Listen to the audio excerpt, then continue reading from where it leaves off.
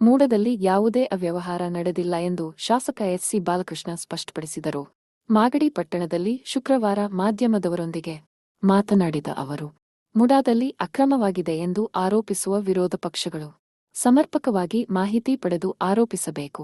ಮುಡಾ ವಿಚಾರವಾಗಿ ಮುಖ್ಯಮಂತ್ರಿ ಸಿದ್ದರಾಮಯ್ಯ ಅವರ ಪತ್ನಿ ಹೆಸರಿನಲ್ಲಿ ಜಮೀನಿದ್ದು 2013ರಲ್ಲಿ 50% ಜಮೀನು ಮಾಲೀಕರಿಗೆ ನೀಡಬೇಕೆಂದು ಮೂಡಾದಲ್ಲಿ ನಿರ್ಣಯವನ್ನು ಮಾಡಲಾಗಿದೆ. ಅದರಂತೆ ನೀಡಲಾಗಿದೆ. ಇದರಲ್ಲಿ ಯಾವುದೇ ಅವ್ಯವಹಾರವಾಗಿಲ್ಲ. ಸುಮ್ಮನೆ ವಿರೋಧ ಪಕ್ಷಗಳು ಅದನ್ನು ಅಸ್ತ್ರವನ್ನಾಗಿಟ್ಟುಕೊಂಡು ರಾಜ್ಯದ ಜನರಿಗೆ ತಪ್ಪು ಸಂದೇಶ ನೀಡುವುದು ಸರಿಯಲ್ಲ ಎಂದು ವಿರೋಧ ಪಕ್ಷದ ನಾಯಕರ ವಿರುದ್ಧ ಆರೋಪಿಸಿದರು. ವಾಲ್ಮೀಕಿ ನಿಗಮದಲ್ಲಿ ಅವ್ಯವಹಾರದ ವಿಚಾರವಾಗಿ ಸಿಬಿಐ ತನಿಖೆ ನಡೆಯುತ್ತಿದೆ.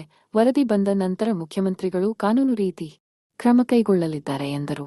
ರಾಮನಗರ ಬೆಂಗಳೂರು ದಕ್ಷಿಣ ಜಿಲ್ಲೆ ನಾಮಕರಣ ವಿಚಾರವಾಗಿ ರಾಮನಗರದಲ್ಲಿ ವಿರೋಧಿಸುತ್ತಿರುವವರು ರಾಮನಗರದವರೇ ಅಲ್ಲ, ಹಾಸನದಿಂದ ಬಂದವರು ವಿರೋಧಿಸುತ್ತಿದ್ದಾರೆ. ಹಾಸನದವರಿಗೆ ಬೆಂಗಳೂರಿನ ಗಮ್ಮತ್ತು ಗೊತ್ತಿಲ್ಲ, ಆದ್ದರಿಂದ ವಿರೋಧಿಸುತ್ತಿದ್ದಾರೆ. ಬೆಂಗಳೂರಿನ ಹೆಸರಿನಲ್ಲಿ ನಮ್ಮದೇ ಆದ ಸಂಬಂಧ ಇದೆ. ಈ ಮೊದಲು ನಮಗೆ ಬೆಂಗಳೂರು ಗ್ರಾಮಾಂತರ ಎಂದು ಹೇಳಿ ಎಲ್ಲವನ್ನೂ ಪಡೆದುಕೊಂಡು ಬಂದಿದ್ದೇವೆ. ರಾಮನಗರ ಎಲ್ಲಿಗೂ ಹೋಗುವುದಿಲ್ಲ. ರಾಮನಗರ ಕೇಂದ್ರ ಸ್ಥಾನವಾಗಿರುತ್ತದೆ. ಈ ಸಂಬಂಧ ರಾಮನಗರ ಜಿಲ್ಲೆಯನ್ನು ಬೆಂಗಳೂರು ದಕ್ಷಿಣ ಜಿಲ್ಲೆಯನ್ನಾಗಿ ಮಾಡಿ ಎಂದು ಸರ್ಕಾರಕ್ಕೆ ಮನವಿ ಮಾಡಲಾಗಿದೆ ಎಂದು ನಿಖಿಲ್ ಕುಮಾರಸ್ವಾಮಿ ಹೆಸರು ಪ್ರಸ್ತಾಪಿಸದೆ ಕಿಡಿಕಾರಿದರು. ಪ್ರಜಾ ಭಾರತ ನ್ಯೂಸ್ ಸದಾ ನಿಮ್ಮ ಸೇವೆಯಲ್ಲಿ. ಧನ್ಯವಾದಗಳು.